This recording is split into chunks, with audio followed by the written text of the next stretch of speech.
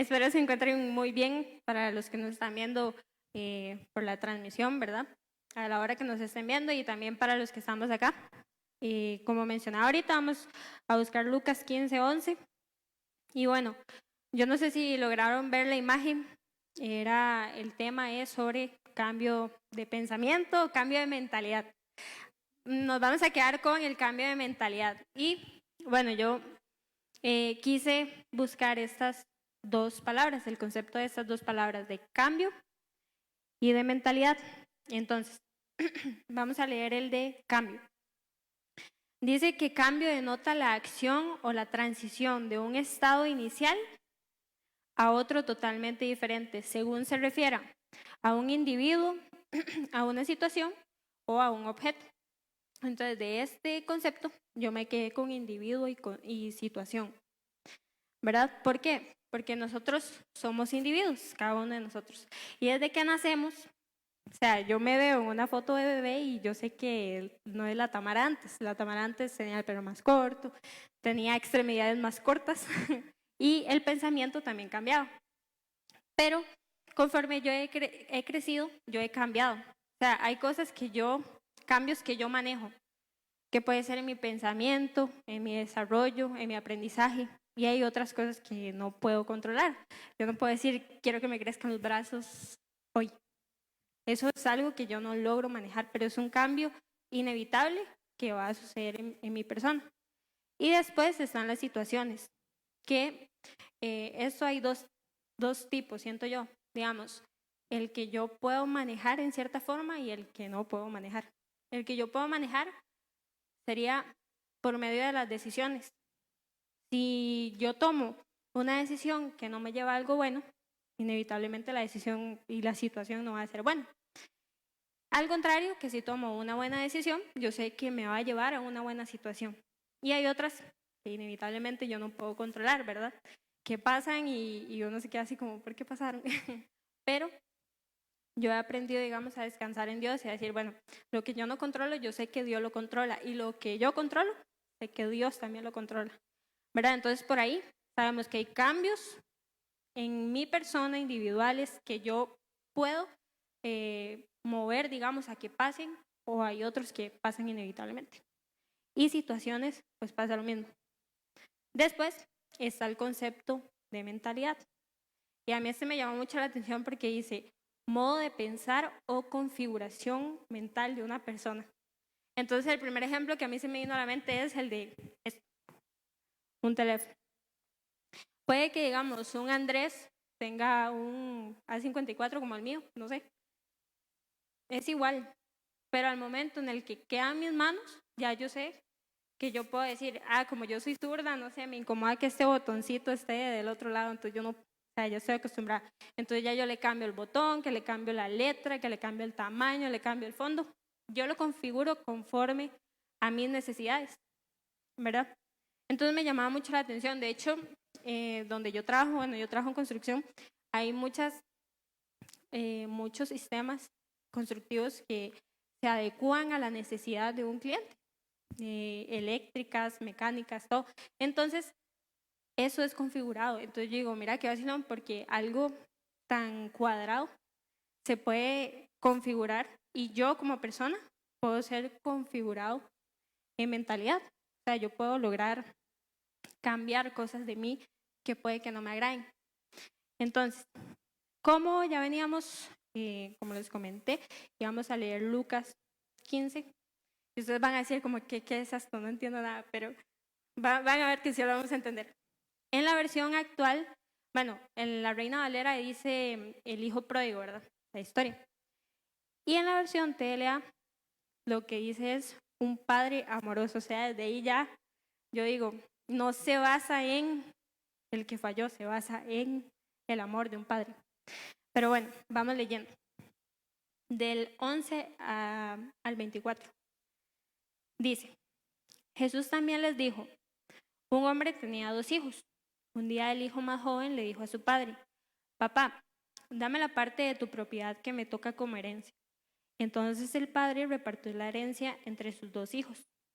A los pocos días, el hijo menor vendió lo que su padre le había dado y se fue lejos, a otro país. Allá se dedicó a darse gusto, haciendo lo malo y gastando todo su dinero. Ya se había quedado sin nada cuando empezó a faltar la comida en aquel país y el joven empezó a pasar hambre. Entonces buscó trabajo y el hombre que le empleó le mandó a cuidar los cerdos en su finca. Al joven le daban ganas de comer, aunque fuera la comida de los cerdos, ¿verdad? Aunque nadie se la daba. Dice que por fin comprendió lo tonto que había sido y pensó, en la finca de mi padre los trabajadores tienen toda la comida que desean y yo aquí muriendo de hambre. Volveré a la casa de mi padre y apenas llegue le diré a mi padre que me he portado muy mal con Dios y con él.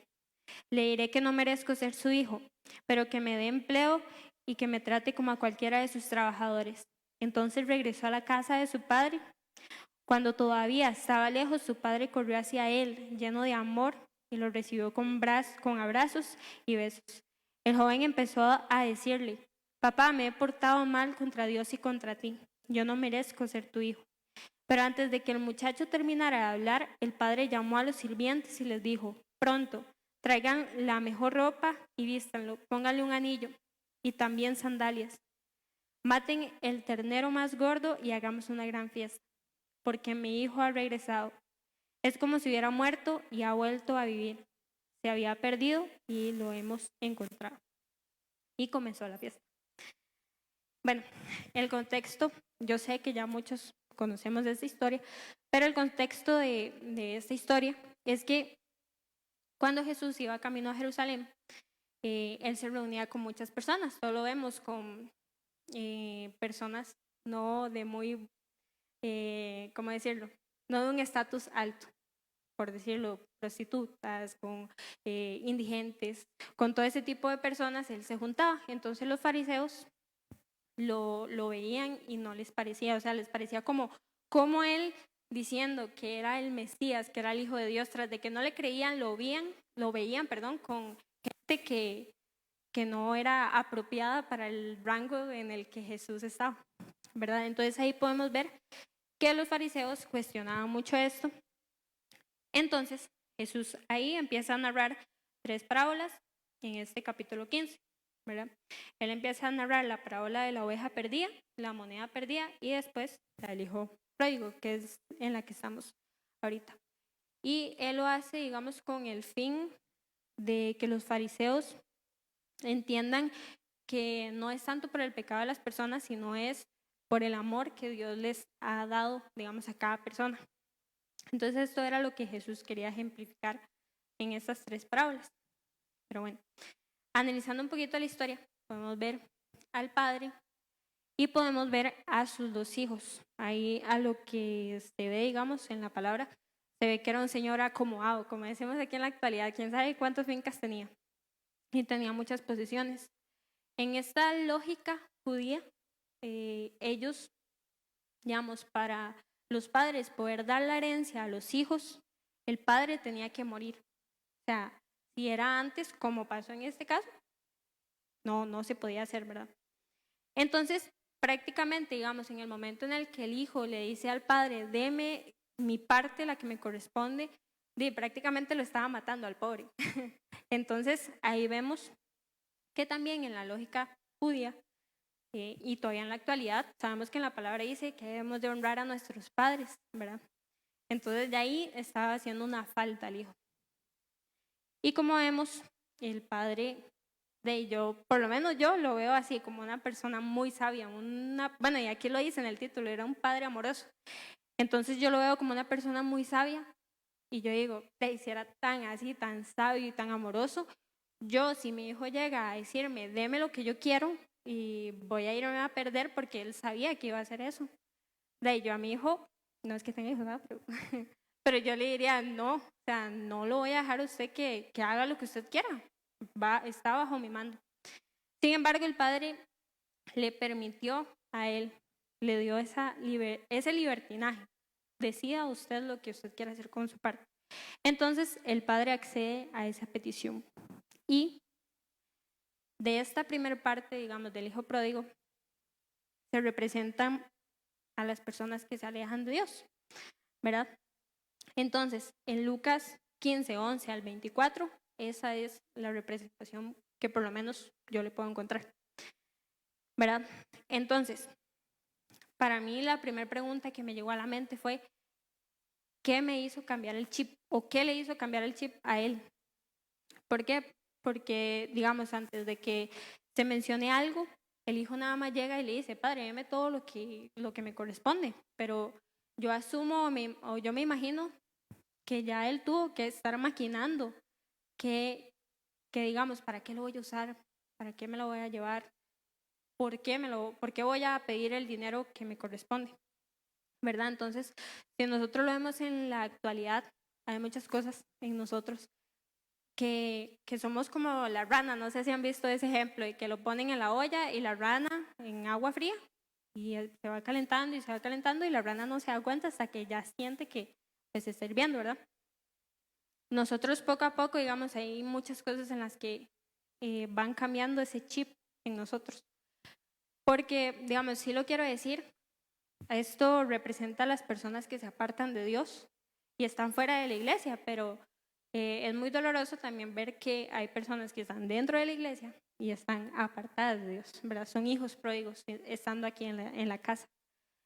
Entonces, digamos, yo no sé si usted tenga algo que hay en su mente que lo haya hecho cambiar ese chip de, mira, el primer amor, el amor a Dios, el por qué estoy en ese lugar.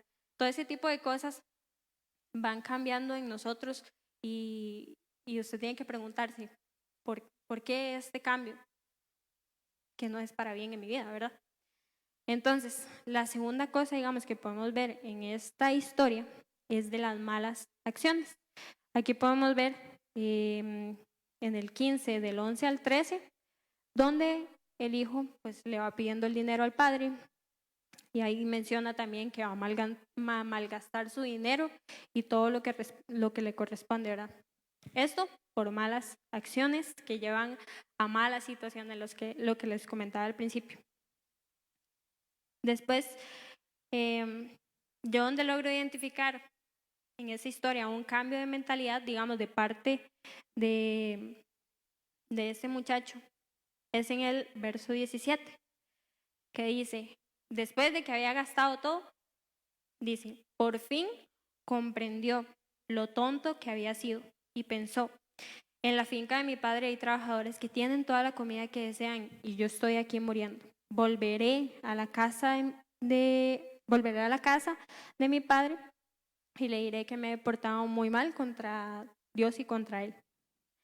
Entonces, aquí se puede ver cómo hay un cambio de mentalidad. Mira, uno se ve cegado, digamos, a veces por situaciones. Entonces, podemos ver que hay un cambio de mentalidad. ¿Y por qué hay un cambio de mentalidad? Ustedes dirán, o no, no sé. Pero podemos ver por qué el cambio de mentalidad. Y a mí hay algo que mi papá siempre me dice y yo lo guardo en mí y yo digo, es cierto. O sea, no es que Dios ponga situaciones malas para que usted vuelva a Él, sino que a causa de sus acciones malas, pues Dios en su amor y en su misericordia nos atrae hacia Él, ¿verdad?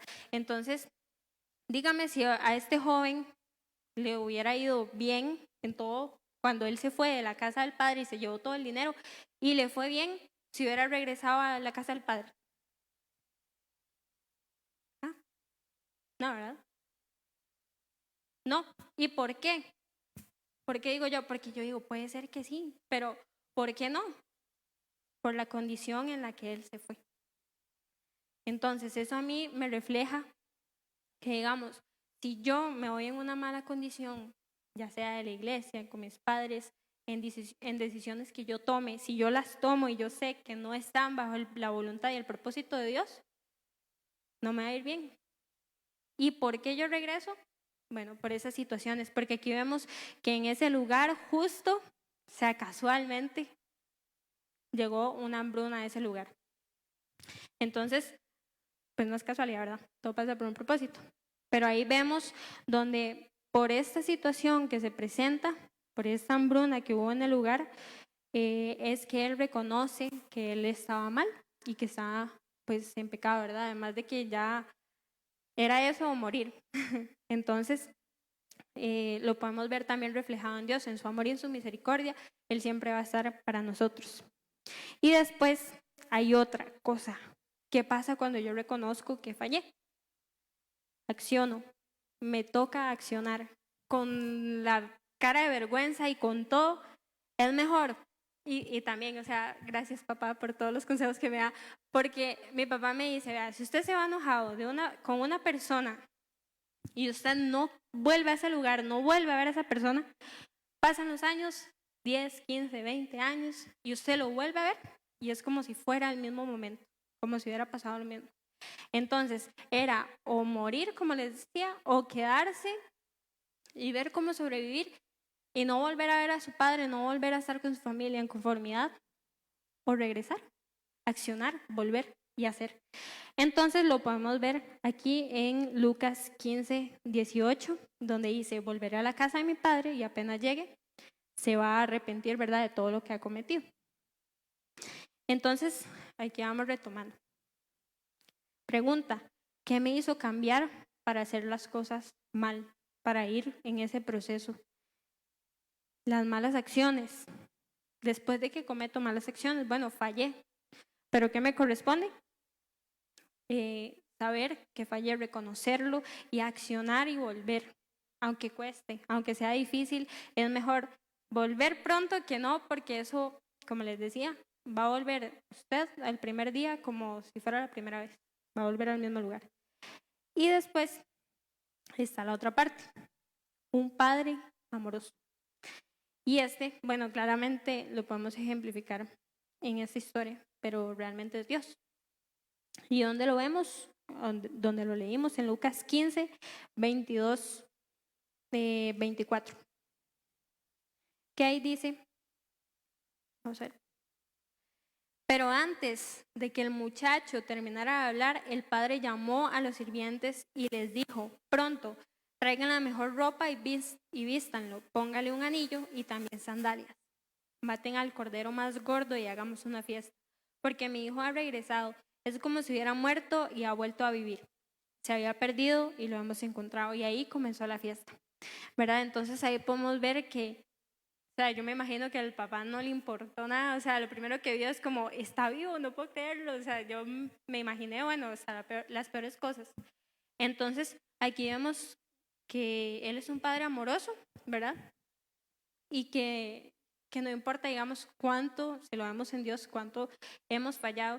O sea, muchachos, nosotros estamos aquí en la iglesia, pero no somos perfectos. Yo sé que cada uno tiene, digamos, y yo me pongo a pensar, de hecho, con ustedes, y yo digo, mira, Meiden tiene una vida personal, además de que la veo aquí en la iglesia, y me pongo a pensar eso, que yo me imagino, claro, o sea, la personalidad de Meiden es súper extrovertida y todo, pero asumo que ha de tener momentos en los que pues son tristes, ¿verdad? Situaciones en las que uno no quiere pasar, pero es inevitable.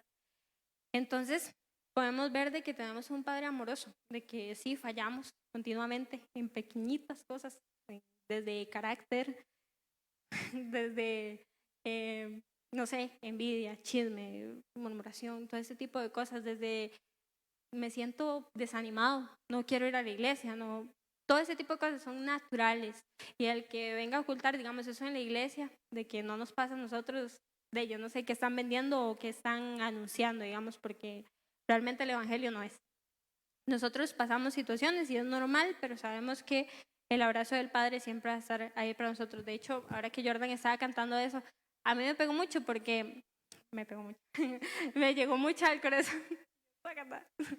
No, pero sí me llegó mucho, me llenó mucho porque a veces, y yo le decía a los chiquillos ahora que estamos en los de hechos, que obviamos las cosas, obviamos de que ya porque tengo muchos años de estar en la iglesia, de que ya sirvo, de que ya tengo aquí un lugar seguro, obviamos de que sí, es esto, pero salimos de aquí y somos personas y pasamos cosas. Y no estamos exentos. Entonces, eso me llegó mucho porque al final nuestro Padre siempre va a estar ahí para nosotros. Él está cada instante y lo obviamos, ¿verdad? Y no debería ser así. Después, llegué con la historia Vamos a continuar leyendo Lucas 15, ahora sí, del 25 al 32, que sería la segunda parte de esta historia. Dice, mientras tanto, el hijo mayor estaba trabajando en el campo. Cuando regresó, se acercó a la casa y oyó la música y el baile. ¿Cómo escuchó el baile? Sí, yo me Ok. Llamó a uno de los sirvientes y le preguntó, ¿qué pasa? El sirviente le dijo, es que tu hermano ha vuelto sano y salvo. Y tu papá mandó a matar el ternero más gordo para hacer una fiesta. Entonces, el hermano mayor se enojó mucho y no quiso entrar. Su padre tuvo que salir a rogarle para que entrara, pero él, muy enojado, le dijo, he trabajado para ti desde hace muchos años y nunca he desobedecido, pero a mí jamás me has dado ni siquiera un cabrito para que haga una fiesta con mis amigos. Y ahora que vuelve ese hijo tuyo, ni siquiera mi hermano, ese hijo tuyo, desde de malgastar todo su dinero con prostitutas, matas para él un ternero más gordo. El padre contestó, yo me imagino así como, ay, mi chiquito, pero hijo, tú siempre estás conmigo y todo lo que tengo es tuyo. ¿Cómo no íbamos a hacer una fiesta y alegrarnos por el regreso de tu hermano? Es como si hubiera muerto, pero ha vuelto a vivir, como si se hubiera perdido, pero lo hemos encontrado. Entonces, digamos aquí, podemos ver esto del carnero. Para los que no saben, digamos, yo no, o sea, sí tenía como la noción, pero no sabía del todo. Que matar a un ternero más gordo, digamos, en esa época, era, digamos, como en ocasiones muy especiales, o sea, para la persona, digamos, en específico que lo hacía o para toda la familia en este, ¿verdad? Como en este caso, del padre.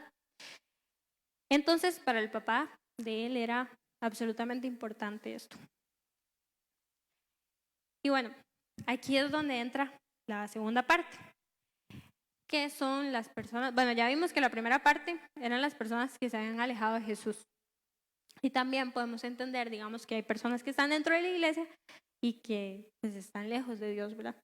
Y también podemos ver, digamos, a las personas que asisten a la iglesia, digamos, asisten en físico, digamos, a una congregación. Y esta segunda parte es de Lucas 15, lo que leímos del 25 hasta el final, hasta el 32. ¿Qué pude yo encontrar aquí? Bueno, lo primero que me llegó a mí, digamos, a mi mente fue, no estoy interesado en tu sanación, ¿verdad? Porque aquí en Lucas 15:27 dice, y el sirviente le dijo, es que tu hermano ha vuelto sano y salvo y tu papá mandó a matar el ternero más gordo para la fiesta. Y aquí dice que el hermano mayor se enojó mucho, o sea, ni siquiera dijo que bueno, mi hermano está ahí vivo, vivo y coleando, como dicen, sino que lo ignoró totalmente, fue como estaba esperando que el sirviente le dijera lo que él ya sabía, de que el hermano estaba en ese lugar. Y voy a decirle rápidamente a Ismael, que lo ve ahí muy, en Mateo 27, 37 al 39, rápidamente, que es lo que dice. Y por ahí, vamos a ver, Kenneth, búsqueme Lucas 6:27 para más adelante. 6:27.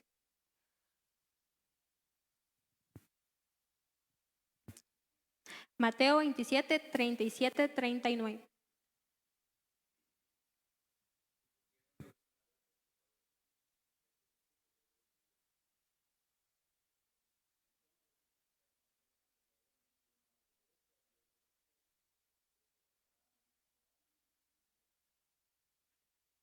Bueno, no era ese. Era de amar al prójimo. ¿No? A ver si lo encuentra, búsquelo ahí, ahorita lo leo. De amar al prójimo. Era. Ajá. Ah, sí. No entiendo mi letra. Ya vi. Ajá. Sí, amar al prójimo es lo que dice. Voy. Lo leo. Del 34 al 39 dice, entonces los fariseos, oyendo que había hecho callar a los saduceos, se juntaron a una y uno de ellos, intérprete de la ley, preguntó por tentarle, diciendo, Maestro, ¿cuál es el gran mandamiento en la ley? Jesús le dijo, amarás al Señor tu Dios con todo tu corazón, y con toda tu alma, y con toda tu mente. Este es el primero y grande mandamiento. Y el segundo semejante: amarás a tu prójimo como a ti mismo. De estos dos mandamientos depende toda la ley y los profetas. Nada más que agregar, bueno, vamos, pongámonos de pie, no mentira. Aquí vemos cómo Dios dice, o sea, de esto se basa toda la ley, literalmente, de amar al prójimo. ¿Y qué más, digamos, en el momento de que era el hermano, ¿verdad? En la parábola que menciona. Si incluso Dios nos dice que amemos a nuestros enemigos, ¿cómo no vamos a amar a nuestro hermano? Yo que, Angelita, la más bonita.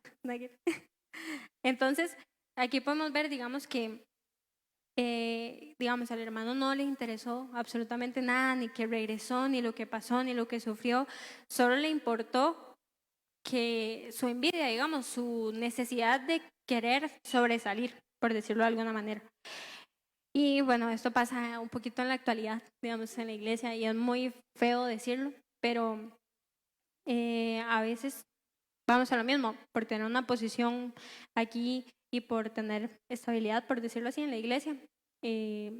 Juzgamos a las personas que vienen nuevas y que fallan. O sea, porque no es el hecho de que vengan nuevas, sino que, pues obviamente el proceso de las personas cuando regresan a casa va a ir un poquito lento.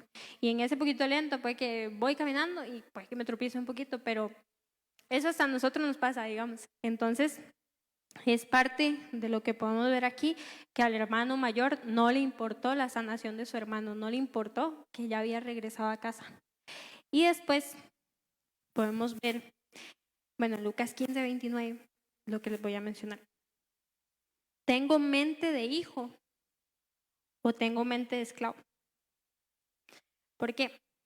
Bueno, aquí lo podemos leer. 15:29 dice: pero él enojado le dijo: he trabajado para ti desde hace muchos años y nunca he desobedecido, pero a mí jamás me has dado ni siquiera un cabrito para que haga una fiesta con mis amigos. ¿Verdad? Entonces aquí podemos ver que esa persona, digamos, este hermano mayor tenía una mente de esclavo, siento yo, porque primero que trabajaba para el papá solo para solventar una necesidad en cierta forma, y también por la añadidura, digamos, él no se creía lo que él era, no se creía que era el hermano mayor, que además, bueno, más adelante lo vamos a ver, de que el padre también le entregó a él la parte que le correspondía, y él no se la creyó, ¿verdad?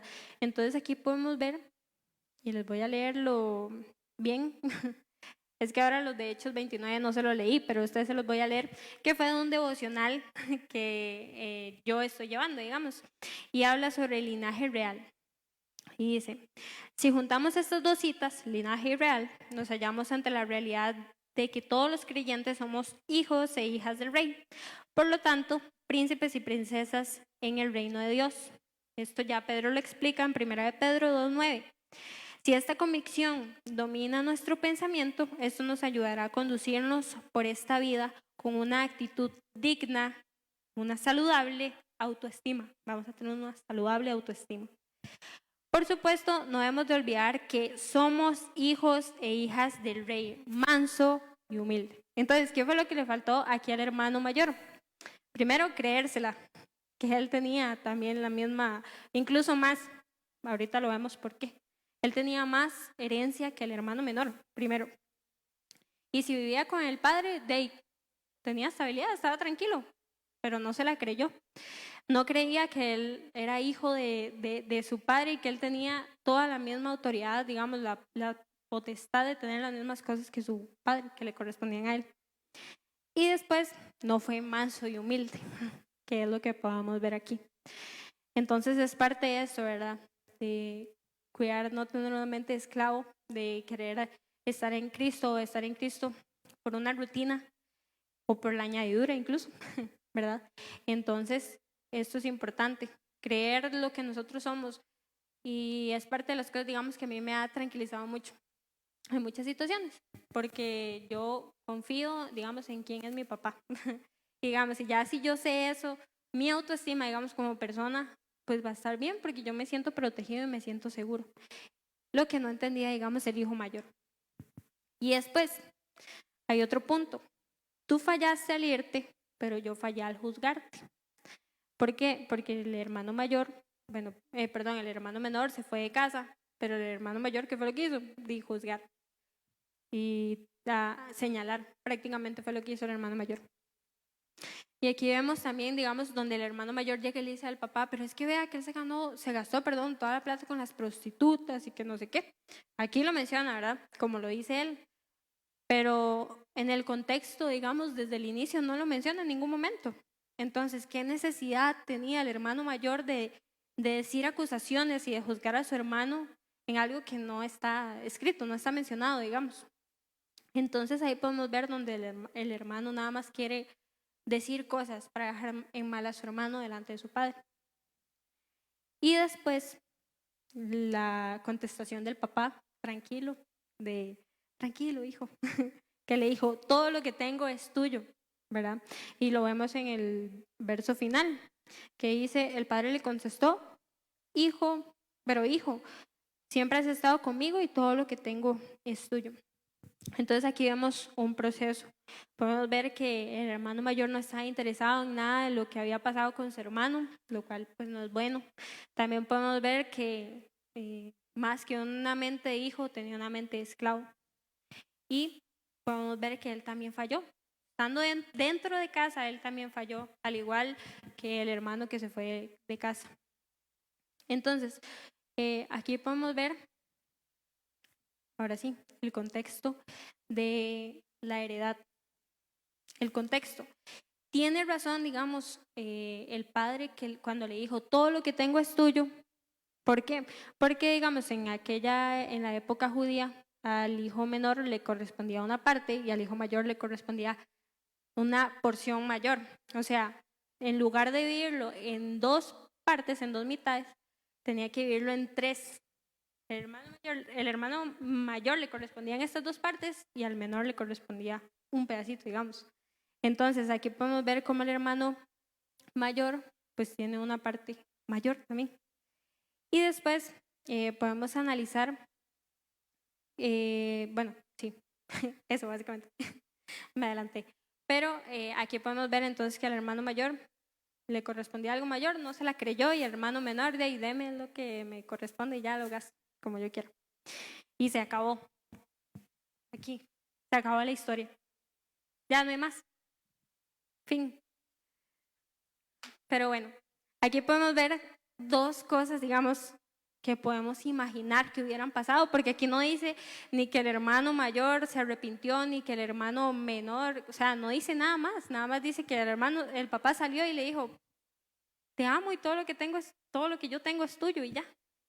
Pero yo me quise imaginar dos escenarios. El primero, el hermano mayor reconoce y se dio cuenta de que estaba equivocado, se arrepiente de haber pecado en contra de su padre y entran juntos a la casa, a la fiesta, a celebrar la fiesta. Ese es el primero, bonito, chido, así, final feliz. Y después está el segundo, nunca se arrepiente de su necedad, de su orgullo, de su arrogancia, más bien insulta a su padre, se da la vuelta y se va de la casa y no entra al festejo del amor y la misericordia del padre. Aquí viene la pregunta. ¿Cuál les parece a ustedes que es más justo? ¿Mm? ¿Por qué? ¿Por qué? Pero si yo fuera el hermano mayor y yo digo, es que no, es que él se fue, él falló.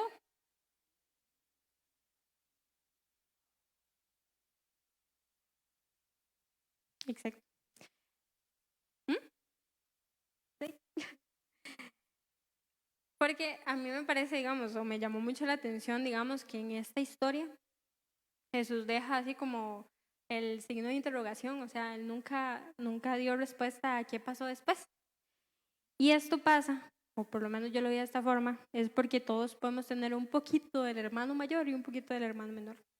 Yo pude decir, digamos, o más bien podemos ver, el hermano menor llegó a cambiar su actitud al final de cuentas. Y el hermano mayor también la cambió totalmente al otro extremo. Entonces ahí podemos ver, digamos, y yo puedo decir que yo, digamos, siendo el hermano mayor, yo hubiera dicho, pero él falló, ¿por qué el papá no lo castigó? ¿Por qué no le dijo? ¿Por qué no hizo? Y ¿verdad? Y como puede ser el hermano menor, yo puedo decir, por favor, necesito que alguien me ayude, necesito misericordia. Entonces, digamos, a esta pregunta que les hago, yo creo que queda en cada uno de sus corazones de ver qué quiere ser, qué persona quiere ser. ¿Quiere ser el que está lejos de casa y regresar?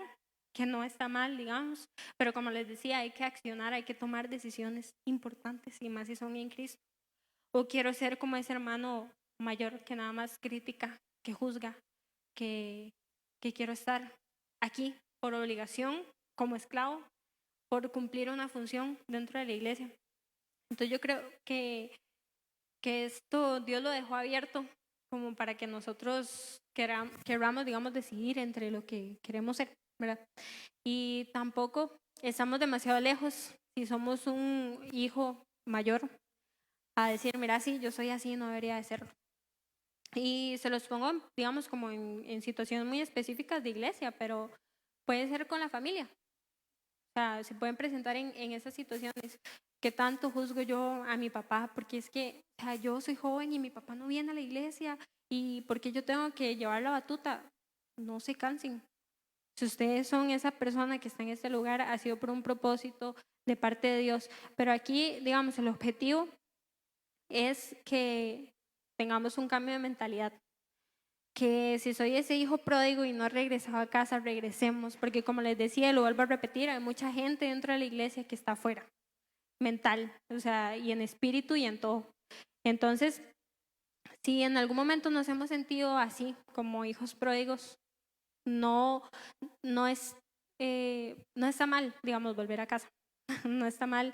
Y también si estamos aquí dentro y a veces, o sea, todos hemos fallado, hemos sido, como les digo, alguno de estos dos tipos, podemos volver, regresar a casa, podemos también decirle, Señor, mira, he fallado, he juzgado, he criticado, he señalado y no debería ser así. Entonces, yo espero y todos tengamos un cambio de mentalidad. Quizás, bueno, no sé si por el título ustedes lo vieron de otra forma, pero yo sí quería llevarlo no tanto como a la vida normal, como hay que crecer, hay que ser productivos, o sea, no.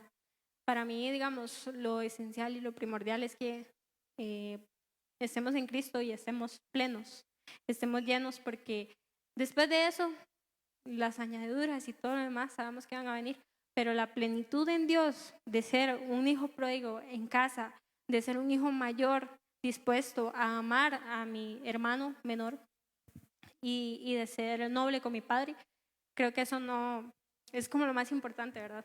Si gustan nos ponemos de pie para ir quedando despedidos. Pero sí realmente quiero que espero les quede un poquito de este mensaje, de esta palabra. Al final de cuentas, yo creo que Dios sabe las situaciones que nosotros tenemos, ¿verdad?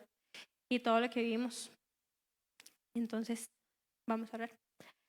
Gracias, Señor, por tenernos una noche más en este lugar. Gracias por tanto amor, por tanta misericordia, Señor, por amarnos, por perdonarnos, por redimirnos, Señor, y porque entendemos, Dios, que no somos perfectos, pero que sí tenemos a un Padre que es muy amoroso, que es muy bueno, Señor, y que nos ama tanto, Señor, que tú nos permites estar en este lugar, Señor, que nos permites poder aprender de tu palabra, recibirla, Señor, atesorarla y también efectuarla, Señor, en esta noche, Dios, de la palabra que fue impartida, Dios, yo te pido que la atesoremos en nuestro corazón, Señor, y que si en este momento no estoy pasando por esas situaciones del hijo pródigo, del hijo mayor, Señor, que si en algún momento, Dios, llegó a pasar alguna de esas situaciones o que no me sienta bien en algo, Señor, y venga a mi memoria, Señor, tu palabra, que venga a mi memoria, Señor, aquella palabra que fue implantada en mi corazón, Señor.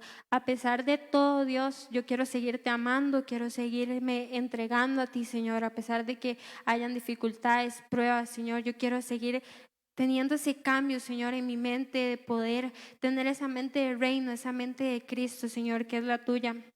Y en esta noche, Señor, si me he alejado de ti, te pido perdón. Me Me arrepiento, Señor, y quiero accionar, Padre, para poder hacer las cosas con excelencia, como a ti te agradan, Dios. Guíame, ayúdame para poder hacer las cosas bien. Y si he sido, Señor, aquel hermano en el que nada más he juzgado, Señor, en el que solo he dicho cosas, Señor, para herir a mi hermano, Señor, también te pido perdón porque yo entiendo, Señor, de que cada uno tenemos un propósito en ti, Señor, y de que tenemos que pasarlo, pero que solo tú lo conoces, Señor.